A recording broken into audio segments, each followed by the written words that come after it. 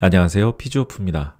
네, 이번 시간에는 경추와 흉추 움직임에 대해서 좀 말씀을 드리겠습니다. 그리고 이 각각의 스파인에 대한 움직임을 우리의 평가와 또 치료에 어떻게 응용할 수 있는지 그 점에 대해서도 같이 좀 말씀을 드려보겠습니다. 아마 이 내용은 이미 보편적으로 알고 계신 내용일 수도 있습니다. 그리고 이제 막 물리치료사로서 첫 걸음을 걸으신 선생님들은 조금 아직은 정리가 좀 안 되신 부분도 약간 있을 건데, 아무튼 이런 다양한 어떤 상황 속에서 이 내용이 선생님들께 좀 도움이 되고 다시 한번 기억을 되살리는 계기가 됐으면 좋겠습니다. 먼저 경추에서부터요. 그러니까 헤드 로테이션부터 이렇게 일어나면서 경추의 회전이 또 같이 이렇게 일어나게 되고, 그리고 몸통이 또 이렇게 돌아가는 이러한 움직임들은 각각의 서비컬과 소라식과 룸바의 연속되는 그리고 협응된 움직임으로서 나타납니다. 그래서 여기 지금 뉴만 책에 있는 그림을 하나 캡처를 해서 왔는데요.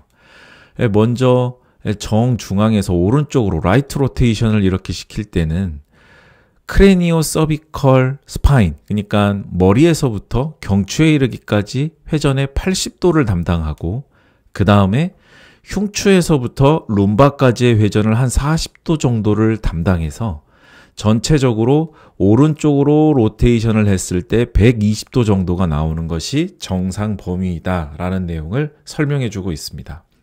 그래서 우리가 환자분들을 평가할 때 먼저 스탠딩 포지션에서 이렇게 회전하는 모습을 보게 될 때 좌우 비대칭적인 모습을 보게 되잖아요. 자, 그럼 여기서 이제 라이트 로테이션을 하는 장면인데, 여기서 좌우 비대칭적인 요소가 어디에서 많이 나타나냐면 소라식에서 많이 나타납니다.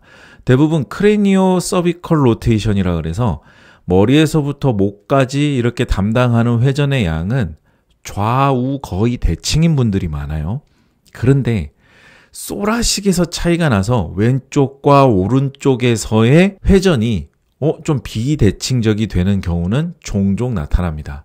그래서 우리가 회전의 모습을 볼 때 비대칭적이다라고 하면 먼저 가장 어디를 먼저 살펴봐야 되냐면 흉추를 먼저 살펴봐야 됩니다. 굉장히 스티프하고 어느 한쪽으로는 움직임이 잘 가는데 어느 한 반대쪽으로는 움직임이 좀 덜 가는 이러한 어떤 고착화된 습관화된 이러한 패턴들이 숨어 있어요, 소라식에. 그래서 이런 부분들을 잘 우리가 캐치를 한다면 먼저 좌우 비대칭적인 요소를 해결하는데 큰 도움이 되실 겁니다. 자, 그 다음에 더해서 우리가 크레니오 서비컬 로테이션도 한번 살펴보겠습니다. 지금 우측 사진에 있는 여성분의 서비컬 회전을 보면 왼쪽으로 회전이 이렇게 일어납니다. 회전이 일어나는데 보통 경추를 상부 경추와 하부 경추로 이렇게 나누거든요. 이거는 해부학적인 특징 때문에 이렇게 형태적으로 분류를 해놓는 경우가 많고 이렇게 언급되어 있는 경우가 많은데요. 여기서 말하는 상부 경추라는 것은 크레니움부터 C0에서부터 C2까지를 상부 경추라고 말을 합니다. 그런데 여기에서 담당하는 회전의 요소의 양이 한 45도 정도에 가까워요. 그러니까 거의 절반 이상을 상부 경추에서 많이 담당을 하죠. 그러면 그 나머지 하부 경추에서 경추 3번째부터 경추 7번째까지는 한 30도에서 35도 정도의 회전 요소를 담당을 하게 되는 겁니다. 자, 그런데 지금 여기 사진에 보면 어떠세요? 회전의 요소가 아주 부드럽게 잘 나타나고 있다고 분명하게 말할 수 있나요? 제 눈엔 그렇지 않습니다. 제 눈에는 상부 경추의 움직임은 그래도 어느 정도 잘 나오는데요. 자, 여기 하부 경추에서부터 뭔가 움직임의 둔화가 나타나기 시작한 모습입니다. 이게 아주 하부 경추의 로테이션의 움직임에 제한이 있을 때 나타나는 전형적인 각도의 모습입니다. 그래서 우리가 뒷모습을 잘 봐줘야 되는데요. 좌측이나 우측으로 한번 돌려보세요 라고 환자분에게 지시를 하게 될 때 우리는 그래서 상부 경추 쪽의 움직임과 하부 경추 쪽의 움직임에서 어디에서부터 회전이 잘 안 되는가 이것을 잘 봐야 됩니다. 만약에 상부 경추에서부터 회전 요소에 제한이 있다라고 한다면 고개가 여기서 이렇게 돌아가지지도 않겠죠.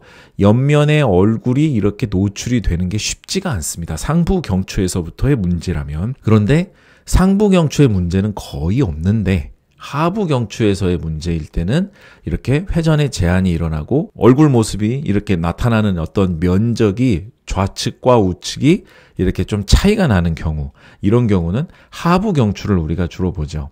혹은 이럴지 몰라요.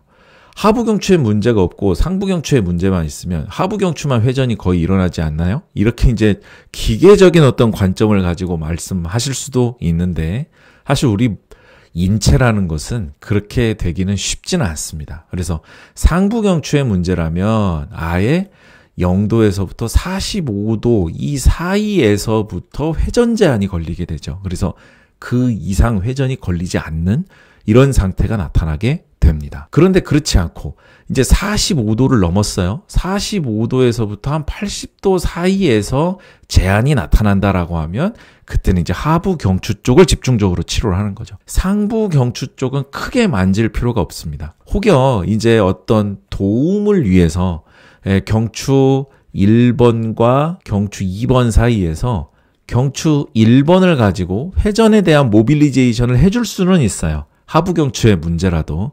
그러나 그것은 도움을 더 조금 윤활 작용을 위한 어떤 보조적인 개념이지, 하부 경추의 문제가 메인인데 상부 경추를 치료를 했더니 하부 경추의 메인이 해결되었다, 이런 것을 의미하는 것은 아니기 때문에 선생님들이 이런 부분들은 잘 염두에 두시면 좋겠습니다. 지금 그래서 이제 두 가지 사진을 가지고 우리가 회전 요소를 관찰하게 될 때 어느 포인트를 봐야 되는가라는 점을 살펴봤습니다. 자, 그래서 이제 좀 정리를 하면 목 회전의 움직임의 총량은 한 80도 정도로 아까 그림에서 보셨죠? 그래서 크레니오 서비컬 리전, 그리고 서비컬 리전, 그리고 서비코 소라식 리전, 이제 여기서 일어나는 움직임의 합이다라는 것인데, 바꿔 말하면 전체적으로 말하면 두개골과 경추에서 일어나는 움직임, 그러니까 이것은 아까 말씀드린 대로 상부 경추의 움직임이라고 말할 수가 있겠어요. 그 다음에 서비컬 리전이라는 것은 전형적인 경추, 그러니까 C3에서 C7까지의 하부 경추로 일컬어지는 그런 경추의 움직임이고, 또 여기서 하나 중요한 것은 제가 언급드리진 않았는데 전 슬라이드에서 서비코소라식 리전이라는 건 뭘 말하는 걸까요? C7과 T1에 대한 움직임을 말하는 거죠.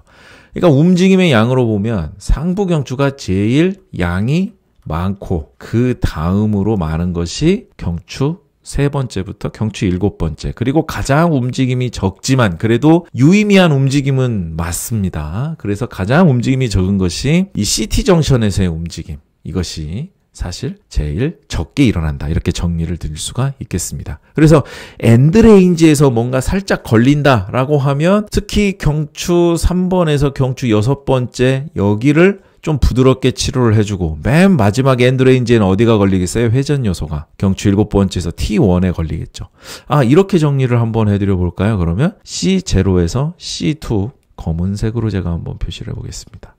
C0에서 C2, 그리고 C3에서 C6, 그리고 C7에서 T1, 이렇게 한번 정리를 해볼게요. 자, 그래서 회전에 대한 요소가 0도에서 40도 내지는 45도가량 일어나게 되고, 그 다음에 회전 요소는 그 45도에서부터 거의 한 78도 정도 이렇게 일어나고, 그 다음에 여기서 회전이라는 것이 거의 한 78도에서 한 80도 가까이 이렇게 일어난다고 가정 분배를 한번 해보겠습니다. 사람마다 이건 다르기 때문에 절대적인 치수라고 말할 수는 없습니다. 절대적인 수치나 어떤 치수라고 말할 수는 없지만 또 뼈의 형태학적인 요소도 다르기 때문에요. 그러나 아까 0도에서 80도까지는 두개골부터 시작을 해서 경추, 하부 경추에 이르는 그 총량이 한 80도 정도라고 설명을 드렸기 때문에 그 80도 내에서 이렇게 각각의 회전에 담당하는 한 역할을 분배를 해본 겁니다. 타당하게. 그러니까 그렇게 절대적인 값은 아니라는 걸 좀 알아두시고요. 자, 그러면 이제 회전이 시작되는 바로 그 시점은 상부 경추에서부터 회전이 시작되고, 그 다음에 45도 이상에서부터는 하부 경추에 회전 토크가 걸리면서 C3에서부터 C6까지 회전이 먹고, 그 다음에 한 78도, 그러니까 75도에서 한 78도 그 이상을 지나가게 되면 이제 토크가 어디에 걸립니까? 마지막에. 그래서 C7에서 T1에 걸리는 이렇게 기계적이고 순차적인 움직임이라는 거죠. 마치 톱니바퀴가 움직이는 것처럼요. 자, 그래서 회전의 어느 레인지에서 리미테이션이 걸리느냐, 이것만 가지고도 이거 상부 경추를 먼저 치료를 해야 되겠다. 혹은 이거는 뭐 C3에서 C6 뭐 이 정도의 경추 레벨에서부터 치료를 해야 되겠다. 아니면 맨 마지막인 C7에서 T1에 해당하는 부분을 치료를 해야 되겠다. 이렇게 어느 정도 우리가 길라잡이도 가능한 부분입니다. 이렇게 역학적인 부분만 가지고요. 그래서 좌측 사진에서 보면 어퍼 서비컬에 대해서한 움직임은 정상이지만 분명히 하부 경추 쪽, 하지만 더 하부 경추를 더 세분화해서 C3에서 C6냐 아니면 C7에서 T1이냐 라고 따진다면 거의 CT 정션에 해당하는 부분의 움직임의 감소가 나타난다. 이렇게 말씀드릴 수 있겠습니다. 자, 이런 식으로 우리가 조금 정리를 해보고요. 자, 그렇다면 이제 경추에 대한 부분은 조금 이해가 되시겠죠? 자, 그러면 여기에 더해서 하나 조금 더 부수적인 것을 하나 살펴볼까요? 이제 회전에 대한 움직임은 사실 직접적인 것은 스파인에서 우리가 고려를 지금 하고 있습니다만, 사실 이 스파인에 대한 회전은 스파인으로 끝나는 게 아니라 익스트리미티에도 영향을 줍니다. 지금 우측 사진에 보시면 라이트 로테이션이 지금 되고 있어요. 그럴 때 오른쪽에 오른쪽에 팔을 포워드 플렉션을 이렇게 시킨 거죠. 자, 그런데 여기서 결론적으로 말씀드리고 싶은 팁은 경추 회전에 제한이 있을 경우 온전한 숄더 포워드 플렉션에 제한이 올 수 있다라는 겁니다. 이게 비례한다는 거죠. 그래서 오른쪽 팔을 이렇게 완전히 풀 플렉션으로 거의 온전한 포워드 플렉션이 나타나기 위해서는 경추의 특히 하부 경추 쪽입니다. 그래서 서비컬 무브먼트와 그 다음에 CT 정션의 무브먼트가 온전히 부드럽게 나와줘야 돼요. 그래서 이 부분이 같이 라이트 로테이션으로 따라와 주어야 온전한 포워드 플렉션이 일어납니다. 참고적으로 지금 팔을 어느 한쪽으로 들었을 때 그 들은 팔 쪽으로 스파인이 로테이션이 되어줘야 돼요. 특히 하부 경추 쪽에서.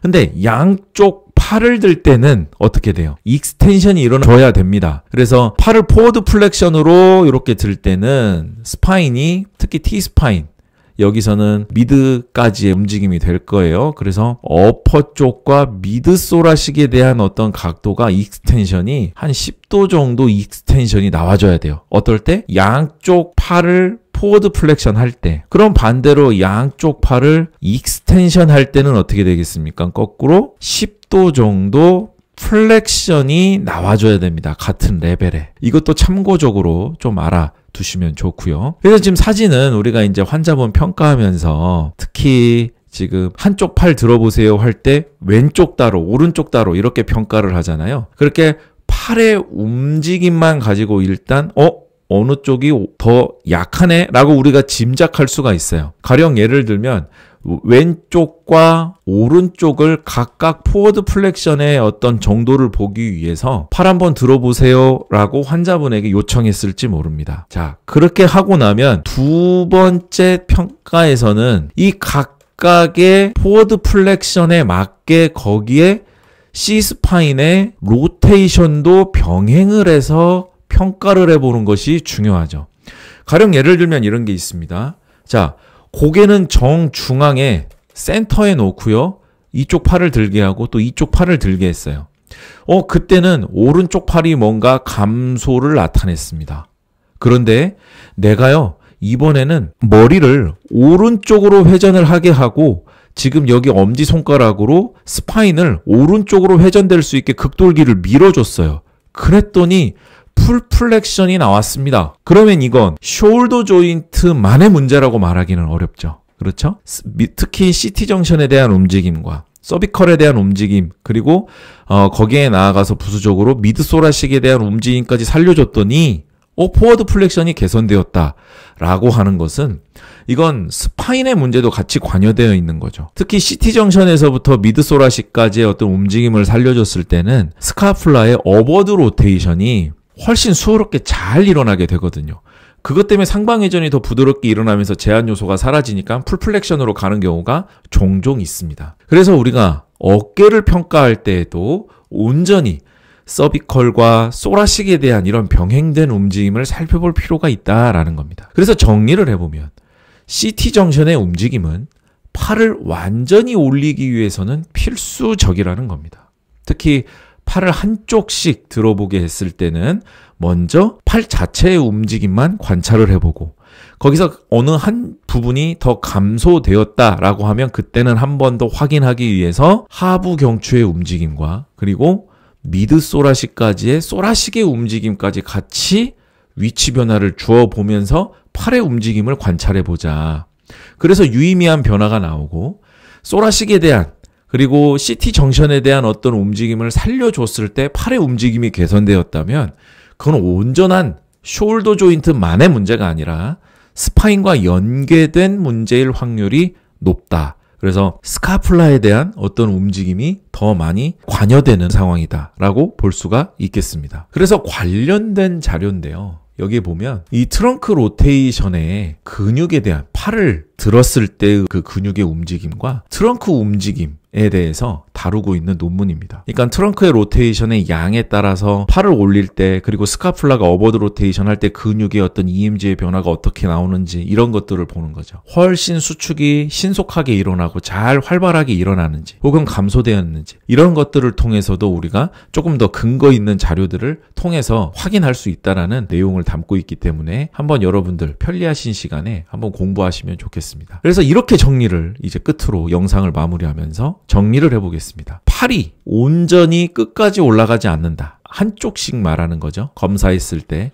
팔이 어느 한쪽에 온전히 끝까지 올라가지 않는다. 라고 하면 경추를 확인하십시오. 여기에 더해서 CT 정션과 또 상부 그리고 중부 흉추까지도 함께 살펴봐 주시기 바랍니다. 그렇게 했을 때 유의미한 변화가 나오는지 반대로 해요. 목 회전이 잘 되질 않아요. 목 회전이 잘 되지를 않을 때는 이제 어떻게 해보겠어요? 인위적으로 치료사가 자 환자분 오른팔을 한번 들어볼 건데요. 그때 경추를 오른쪽으로 돌리는 거예요. 목을 오른쪽으로 돌리는 거예요. 지금 그냥 팔의 움직임을 적용하지 않고 목을 돌리셨을 때는 이 정도까지밖에는 안 됐거든요. 그런데 이번에는 오른팔을 들면서 다시 한번 목을 오른쪽으로 돌려볼 거예요. 그때 제가 여기 날개뼈를 살짝 움직여 드릴 건데 그때는 목 움직임의 양이 늘어나는지 한번 보시죠. 자, 이렇게 해서 거꾸로 팔의 어떤 메카닉적인 움직임을 사용해서 경추의 움직임이 더 잘 나오는지 이러한 점들도 한번 거꾸로 이런 점을 활용해서 테스트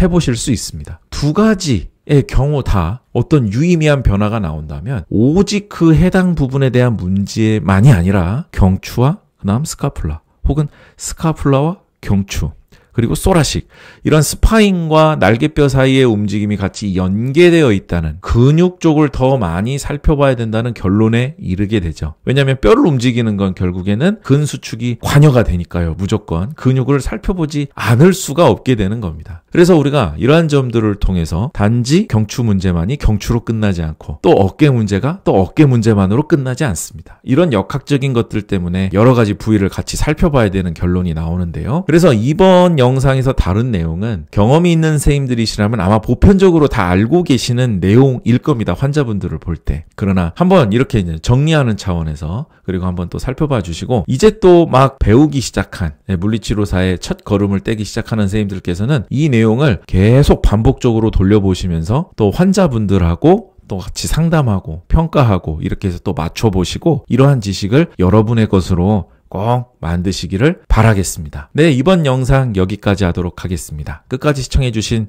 모든 분들 감사드리고요. 멤버십 영상에는 더 많은 치료적인 그리고 평가에 대한 내용이 나와 있으니까 멤버십 영상도 관심 가져주시면 좋겠습니다. 끝까지 시청해주신 모든 분들 감사드립니다.